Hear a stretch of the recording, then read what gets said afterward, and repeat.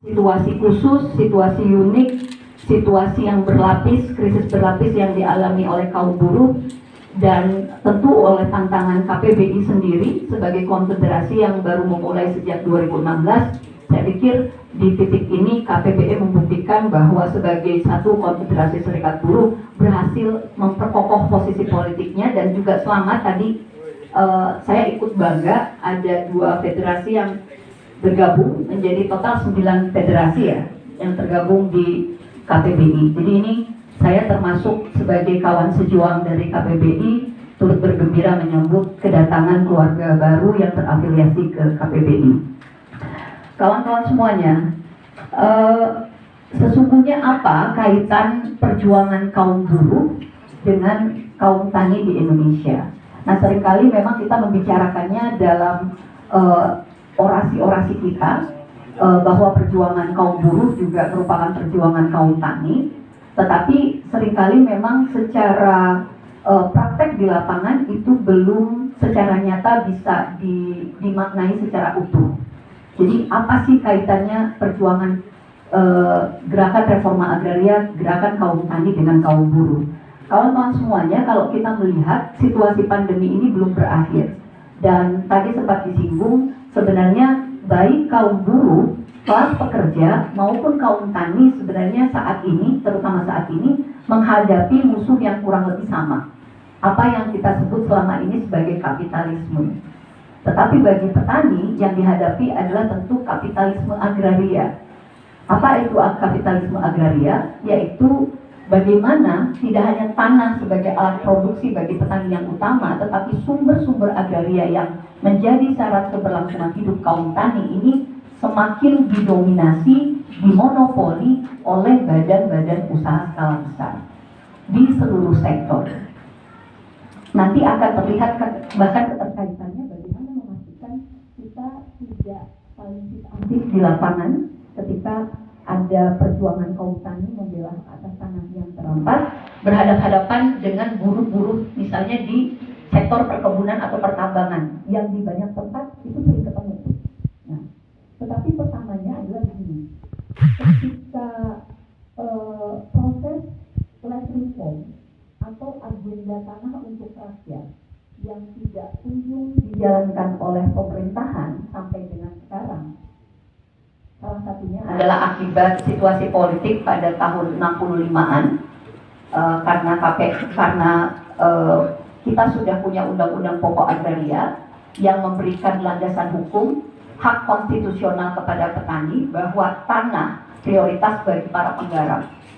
Nah, jadi kita sebenarnya sebagai satu negara yang sudah maju menetapkan landasan pembangunan nasional itu dengan memastikan ada landasan hukum yang paling penting bagi kaum tani di Indonesia. Setidaknya petani itu justru harus dilindungi memiliki tanah seluas 2 hektar. Dan itu masih ada tercantum dalam Undang-Undang Pokok Agraria.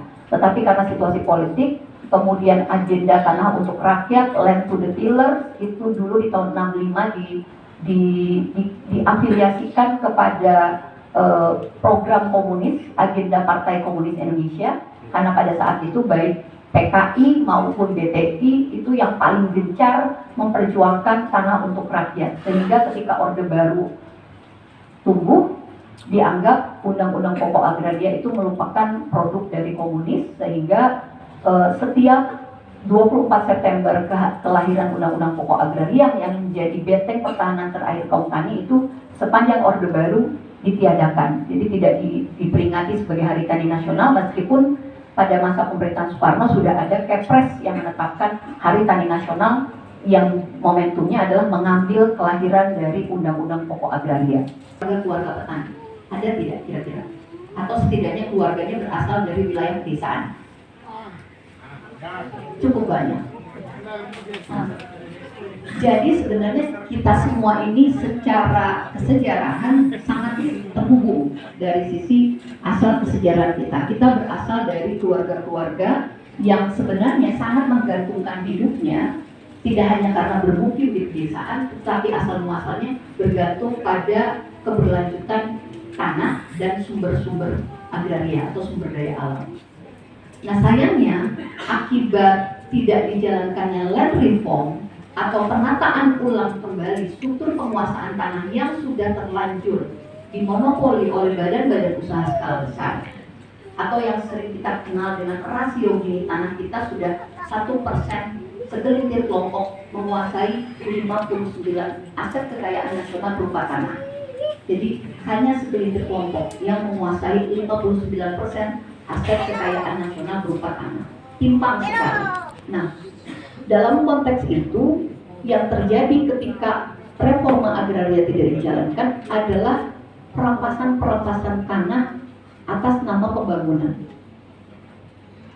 Perampasan-perampasan tanah akibat model-model pembangunan yang melakukan diskriminasi terhadap hak-hak konstitusional dari kaum petani di Indonesia. Jadi akibat penggusuran, perampasan tanah, kemudian kriminalisasi, bahkan diskriminasi terhadap kebebasan petani untuk berserikat masih terus dijalankan sampai dengan sekarang. Maka yang dialami oleh kaum petani di Indonesia rata-rata petani kita adalah kelompok petani gurem. Bahkan tidak hanya di Jawa, di Lampung, di Bali, tetapi bahkan di luar Jawa, krisis agraria berupa buremisasi petani, kelas-kelas petani, kelompok-kelompok petani kecil itu semakin masif, meluas di lapangan. Jadi nggak heran kalau Indonesia sekarang itu 68% kaum petaninya itu adalah kelompok petani gurem yang pemilikan lahannya, tanah pertaniannya atau alat produksinya itu di bawah setengah hektar. Kalau di bawah setengah hektar, kita bisa bayangkan skala kesejahteraan yang semacam apa yang bisa dibangun dalam satu rumah tangga petani, yang kalau satu keluarganya itu bapak ibunya dan kurang lebih punya 2 atau 3 sampai 4 anak dengan tanah sebagai alat produksinya hanya kurang dari setengah hektar.